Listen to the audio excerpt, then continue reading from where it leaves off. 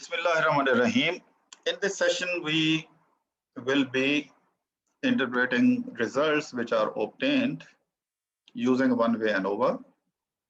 Now, the one-way ANOVA can be, this test can be performed in different ways. अभी जो हमने किया था, मैं दोबारा आपको दिखा दूं, हमने कैसे किया. We use this option, one-way ANOVA. Actually, it is from analyze, compare means, and one-way ANOVA. So we actually use this option. और फिर इसमें जाके हमने बाकी ये सिलेक्ट किया ऑप्शंस में हमने ये सिलेक्ट किया, ये option mean plot homogeneity of the variance, इसको लाजमी करना होता है क्योंकि यही इनिशियल टेस्ट होता है. और डिस्क्रिप्टिव स्टैट्स में मीन कंपैरिजन वगैरह, और ये सारे बाकी जो है पोस्ट हॉक में ये इसका यहाँ पे नल हाइपोथेसिस स्टेटेड होता है. इक्वल वेरिएंसेस आर एज्यूम्ड, तो फिर ये टेस्ट अप्लाई करने होते हैं. अगर इक्वल वेरिएंसेस नॉट एज्यूम्ड तो फिर ये टेस्ट अप्लाई करने होते हैं. इनमें गेम होबल और ये T2 टेस्ट जो है ये भी अप्लाई हो सकते हैं, हमने अभी नहीं किए. तो हमने ये टेस्ट अप्लाई किया और उसके बाद जो हमारे पास रिजल्ट्स आए हैं, so these are our results, descriptive stats, and we compare the mean expenditures on each category of the expenditures. Our case, actually the example which we are using in today's lecture, this is actually the guide map.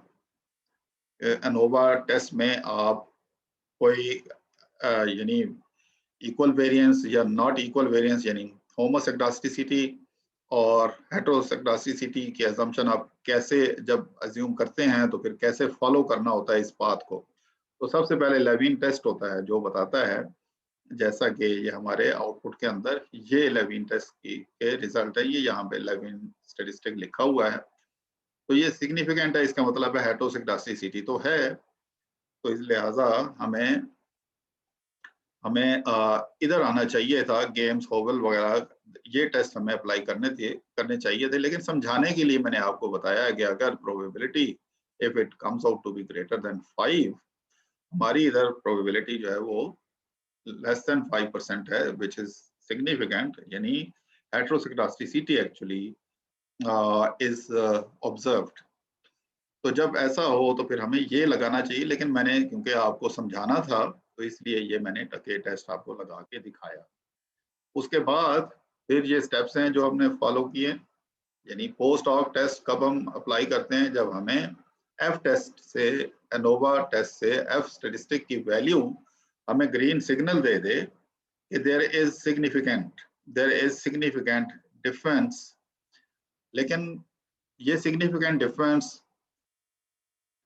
Pair wise comparison से हमें पता नहीं चल रहा होता. ये एक general information हमें देता है एनोवा या एफ टेस्ट कि there is significant difference of average expenditures in the 5 categories. कौन सा किससे ज्यादा है, कौन सा एवरेज एक्सपेंडिचर किससे कम है, ये एफ टेस्ट नहीं बताता, जिसके लिए हमें पोस्ट हॉक टेस्ट अप्लाई करना होता है. तो जब हमने पोस्ट हॉक टेस्ट अप्लाई किया तो हर एक कैटेगरी को टारगेट रख के वो बाकी कैटेगरीज का उसके साथ कंपैरिजन होता है, यानी मीन एक्सपेंडिचर्स का डिफरेंस. और उसके बाद ये फार्मूला लगा के इसकी स्टैटिस्टिकल सिग्निफिकेंस कैलकुलेट की जाती है. ये जो है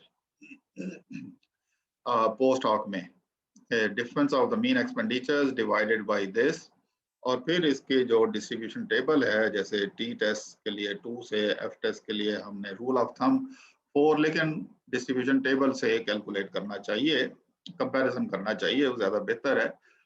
हमने यहाँ पे ऐसा करने की हमें ज़रूरत इसलिए नहीं है क्योंकि सॉफ्टवेयर जब आप यूज़ कर रहे होते हैं तो लेवल ऑफ सिग्निफिकेंस या प्रोबेबिलिटी ऑलरेडी कैलकुलेटेड होती है, सामने शो हो रही होती है, which indicate significant difference of expenditures between retail and grocery.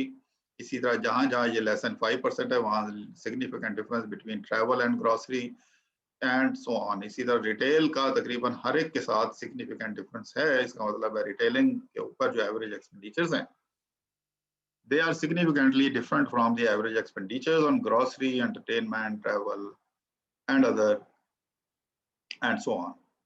तो ये इस तरीके से आगे जब चलते हैं तो होमोजेनस सबसेट्स आते हैं। होमोजेनस सबसेट्स का मतलब क्या है?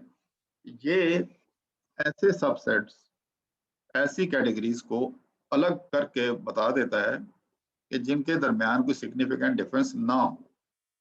फॉर एग्जांपल सिग्निफिकेंट डिफरेंस ना हो, फॉर एग्जांपल एक में अगर देखें, अगर ये एक ही कॉलम के अंदर कोई आ रहे हैं तो उन कैटेगरीज के दरमियान सिग्निफिकेंट डिफरेंस नहीं होगा।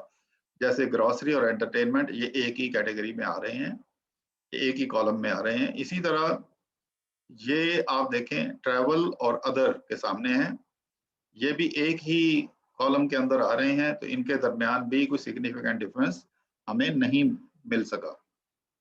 सिग्निफिकेंट डिफरेंस ऑफ एक्सपेंडिचर्स, यानी जो हमारे एवरेज एक्सपेंडिचर्स हैं वो ट्रैवलिंग के ऊपर और अदर कैटेगरीज के ऊपर, उनके दरमियान कोई खास सिग्निफिकेंट डिफरेंस नहीं है। लेकिन अगर आप रिटेल को देखें तो इस कैटेगरी में सिर्फ ये अकेला है, the only average retailing expenditures, and there is no other category present in this third column, column number 3, which means average expenditures on retailing are significantly different from any other category, be it grocery, entertainment, traveling, or others. Retailing expenditures are significantly different from each of them. तो ये हमें बताता है the same thing can also be, because we selected mean plot option, the same thing can also be explained with the help of this diagram. On x-axis यहाँ पे type of transactions हैं, यानी type of transactions में there are 5 categories: grocery, retail, entertainment, travel and other. और y-axis पे mean of amount spent या average expenditures.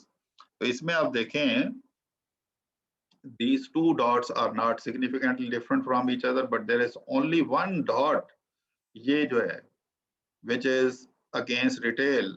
तो retail category of goods and services ऐसी है which is significantly different from all other these dots. Every dot indicates average expenditures on grocery, on entertainment, on travel, other.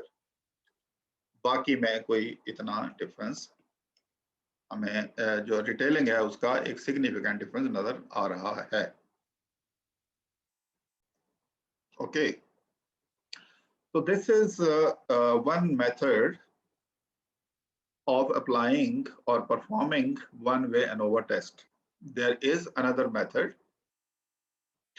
which we will be discussing just within a few seconds in the next session.